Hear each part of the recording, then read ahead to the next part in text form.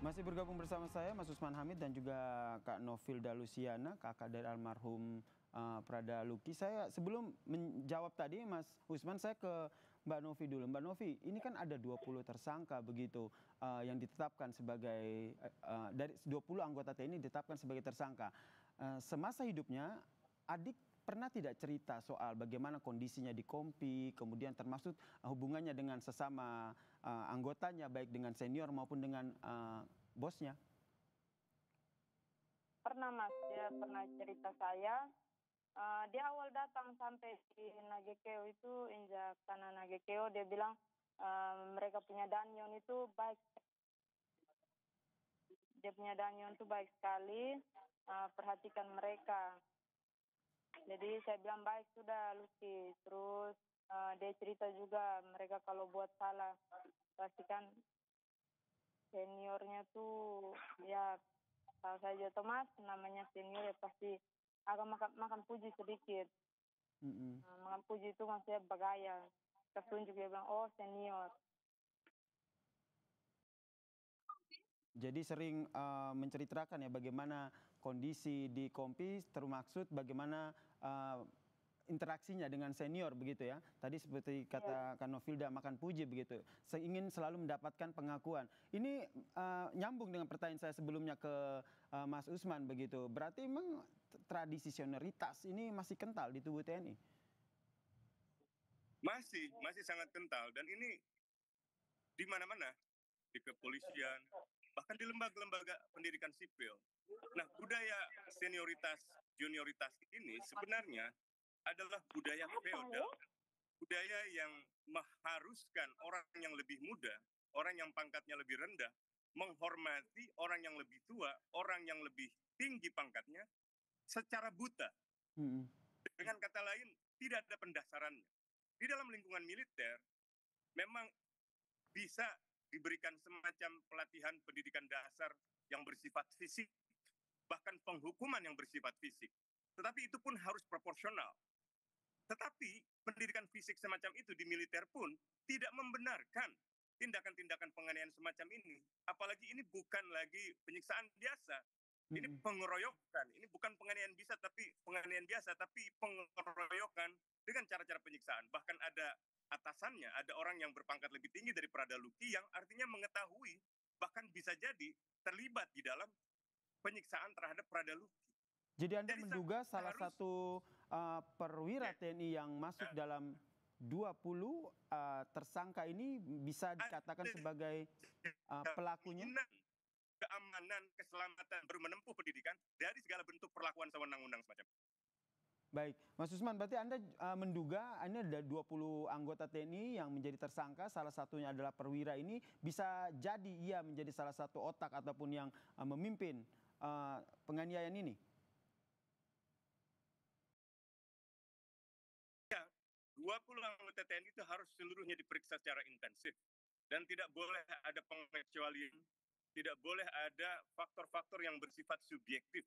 Seluruhnya harus menghadapi proses investigasi yang imparsial, yang tidak berpihak, agar tidak ada satupun yang lolos dari penghukuman. Baik, Kak Novilda?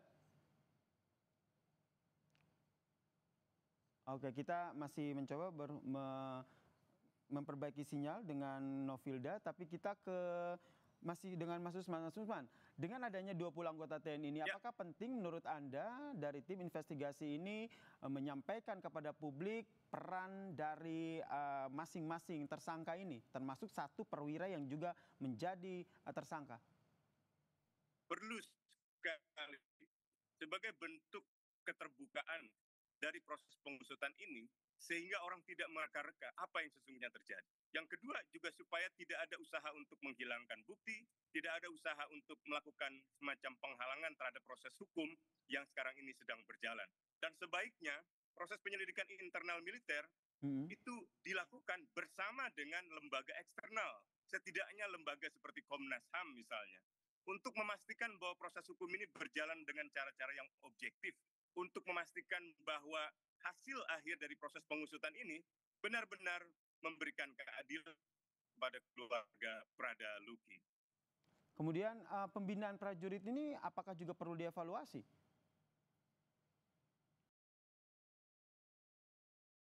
Susman?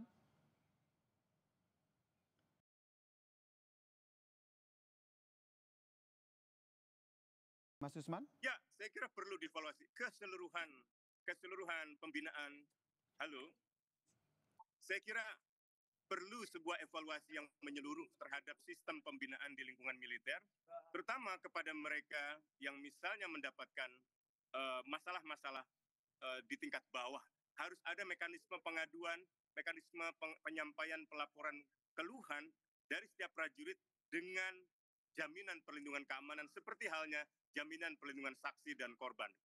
Jadi saya kira ini harus jadi perhatian dari pimpinan TNI, Panglima TNI Pak Agus Subianto untuk melakukan evaluasi menyeluruh dan melakukan pembenahan agar memastikan setiap anggota TNI, terutama yang berpangkat rendah, berpangkat di tingkat bawah, mendapatkan ruang yang aman di dalam mengikuti pendidikan, pelatihan, atau pembinaan secara umum.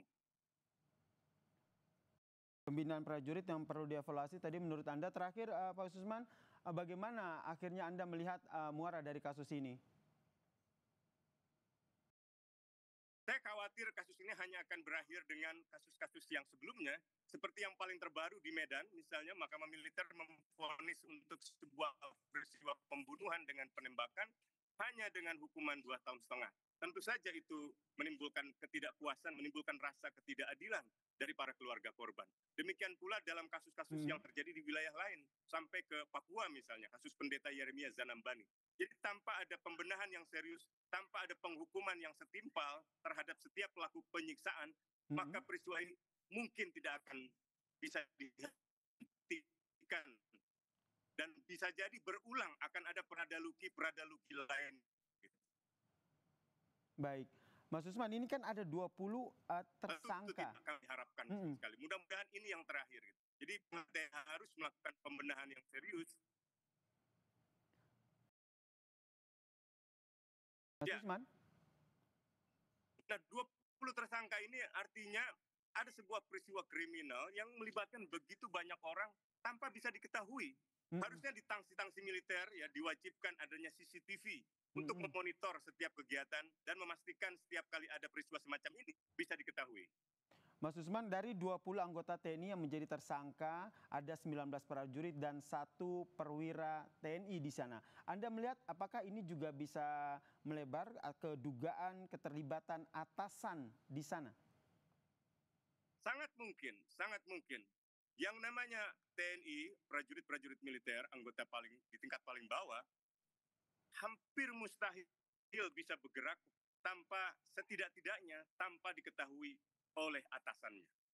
Jadi ini harus diusut sampai tuntas, termasuk peranan dari mereka yang berada di lokasi atau atasan yang mengetahui tetapi tidak mengambil tindakan yang cukup untuk mencegah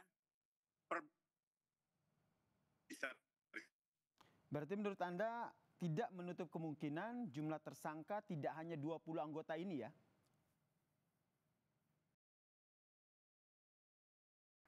Iya, betul sekali. Bagaimana akhirnya nanti tim investigasi ini akan menelusuri siapa-siapa saja yang terlibat, termasuk mereka yang melakukan pembiaran, melakukan yang terduga lalai, sehingga akhirnya terjadi penganiayaan. Karena ini 20 anggota loh yang terlibat. Betul sekali. Nah, pertama memang kalau dilihat sebagai sebuah kejahatan pidana bisa diperiksa berdasarkan pasal menyuruh lakukan atau misalnya ikut serta melakukan atau membujuk melakukan dan seterusnya. Yang kedua, kalau ini mau diletakkan dalam lensa hak asasi manusia, maka harus ada pemeriksaan berdasarkan jenjang struktur komando atau jenjang man responsibility atau tanggung jawab komando. Tanggung jawab komando itu bisa dilihat dari pertama, kalau ada atasan yang memerintahkan, itu harus mendapatkan hukuman pidana yang lebih berat bahkan. Yang kedua, kalau ada atasan yang mengetahui, tapi tidak mengambil tindakan pencegahan. Yang ketiga, ada atasan yang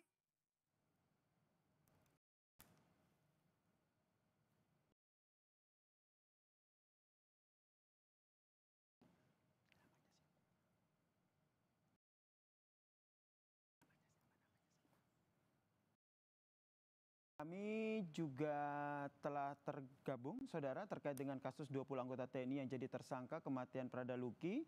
Tadi sudah berbincang dengan Mas Usman Hamid, kami perbaiki lagi sambungan teleponnya.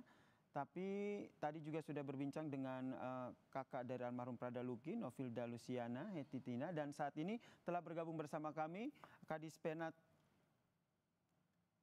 Brigjen TNI Wahyu Yudayana. Selamat petang, Pak Kadis Penat.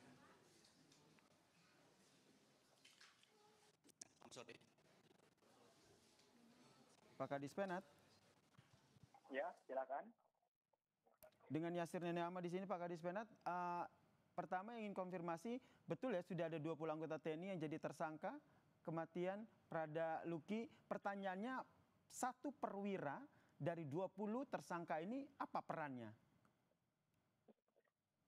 Baik, seperti yang sudah saya sampaikan kepada rekan-rekan media, bahwa yang awal itu sudah ada 4 tersangka yang sudah ditahan dan dilaksanakan pemeriksaan sebagai tersangka untuk yang bersangkutan. Lalu ada sekitar 16 personil yang diperiksa lanjutan, dan pada hari ini 16 personil ini juga sudah ditetapkan sebagai tersangka. Sehingga sekarang 16 personil ini bergabung dengan 4 personil yang sudah lebih dulu dinyatakan sebagai tersangka untuk dilanjutkan pemeriksaan kepada yang bersangkutan sebagai tersangka, termasuk yang ditanyakan tadi, apa keterlibatannya. Nanti saat pemeriksaan sebagai tersangka itu akan diketahui masing-masing peran dan keterlibatannya apa, porsinya apa yang dilaksanakan tiap-tiap personil itu. Ya, nanti akan kita sampaikan hasil pemeriksaan untuk orang per orang masing-masing dari para tersangka ini. Demikian. Baik, tapi bisa diinformasikankah satu perwira ini pangkatnya apa dan apakah ia juga memiliki peran, memberikan pengaruh ataupun mengarahkan? Karena kalau kita lihat ini 19 prajurit berarti kan yang ikut terlibat dalam penganiayaan ini. Baik, seperti yang saya sampaikan bahwa setiap orang tentu punya peran dan porsi. Untuk perwira, di organisasi kita, TNI Angkatan Darat itu setiap unit satuan tentu ada penanggung jawab, ada komandan. Ya, pada leveling tertentu, regu, peleton, kompi. Dan tentu nanti akan diketahui saat pemeriksaan sudah selesai, perannya apakah berkaitan dengan pengawasan pengendalian, ataukah berkaitan dengan kegiatan perizinan, ataukah berkaitan dengan hal-hal yang lain. Ya, sekali lagi itu masih dalam proses pemeriksaan yang nantinya akan bisa diketahui peran dan porsinya masing-masing. Masih didalami terkait dengan peran masing-masing tersangka ini. Apakah ada kemungkinan adanya tersangka lain ataupun anggota TNI lain yang terlibat? Semua tidak menutup kemungkinan. Artinya nanti pemeriksaan lanjutan itu akan dilaksanakan untuk para tersangka ini. Apakah nanti akan mengembang kepada informasi baru, nanti mengembang kepada peran yang semakin jelas orang per orang, atau bahkan mengembang kepada personil yang lainnya. Itu semua sekali lagi saya sampaikan tidak menutup kemungkinan. Tapi sekali lagi itu nanti akan saya dapatkan dari hasil pemeriksaan para tersangka yang sudah disampaikan tadi ya. Baik, terakhir singkat saja, peran dari masing-masing tersangka ini nanti akan disampaikan juga ke publik? Ya, pasti. Saya sudah sampaikan kepada teman-teman media, TNI Angkatan Darat akan melaksanakan proses pemeriksaan secara transparan sebagai wujud atau bentuk pertanggungjawaban kepada para personil ini, ya, dan nanti itu dapat diketahui oleh publik. Kita nanti ada tahapan untuk gelar perkara, pelimpahan, masuk proses persidangan, semua bisa diketahui oleh publik. Ya. Termasuk menyampaikan latar belakang dari penganiayaan yang dilakukan ini ya, Pak Wahyu ya? Ya, semua nanti termasuk apa yang menjadi sebab, ya, itu juga pasti akan bisa diketahui dari hasil pemeriksaan. Baik, terima kasih Kadis Penat, Brigjen TNI Wahyu Yudayana telah bergabung bersama kami di Kompas Petang, dan tadi sebelumnya ada Direktur Eksekutif Amnesty International Indonesia Usman Hamid telah bergabung juga bersama kami di Kompas Petang. Salam sehat semuanya.